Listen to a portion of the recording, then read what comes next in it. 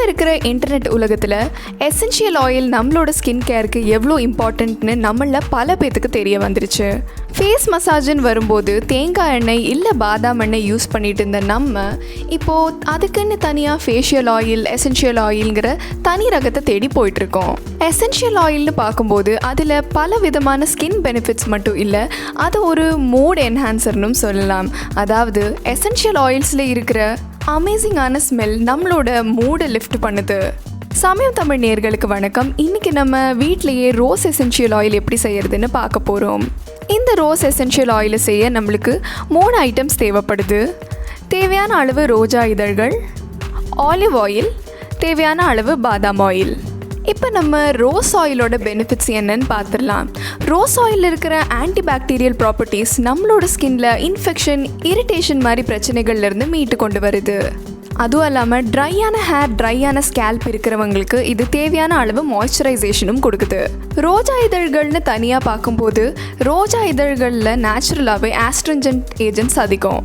இது நம்ம ஸ்கேல்ப் ஆகட்டும் இல்லை ஃபேஸ் ஆகட்டும் அங்கே எக்ஸ்ட்ரா ஆயில் ப்ரொடக்ஷனை கம்மி பண்ணுது. எஸ்பெஷலி டேண்ட்ரஃப் மாதிரி பிரச்சனை இருக்கிறவங்களுக்கு இது ஒரு பெரிய தீர்வை கொடுக்குதுன்னு சொல்லலாம். அதுவும் இல்லாமல் இதில் ஆன்டி இன்ஃப்ளமேட்டரி ப்ராப்பர்ட்டிஸும் இருக்குது. இதனால் நம்மளோட ஸ்கின்ல இல்லை ஸ்கேல்பில் வர பாக்டீரியல் இன்ஃபெக்ஷன்ஸ் நீங்குது. அதே இடத்துல ஆலிவ் ஆயில் பார்த்திங்கன்னா ஆலிவ் ஆயிலில் இருக்கிற ஆன்டி ஏஜிங், ஆன்டி ஆக்சிடென்ட்ஸ் நம்மளோட ஸ்கின்னை எப்பவுமே யங்காகவும் ஃப்ரெஷ்ஷாகவும் வச்சுக்க ஹெல்ப் பண்ணுது.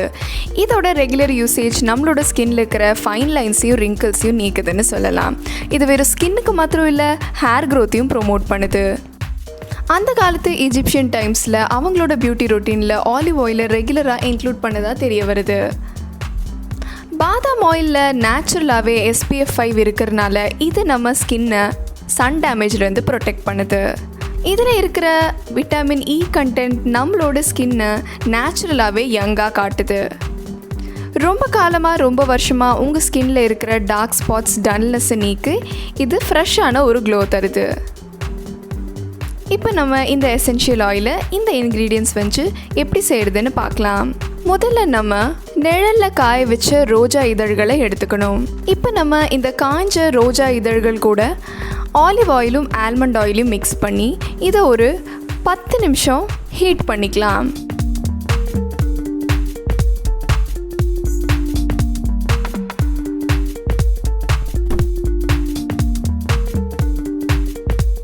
இந்த ப்ராசஸ்க்கு நம்ம டபுள் ஹீட்டிங் மெத்தட் தான் யூஸ் பண்ணுறோம்.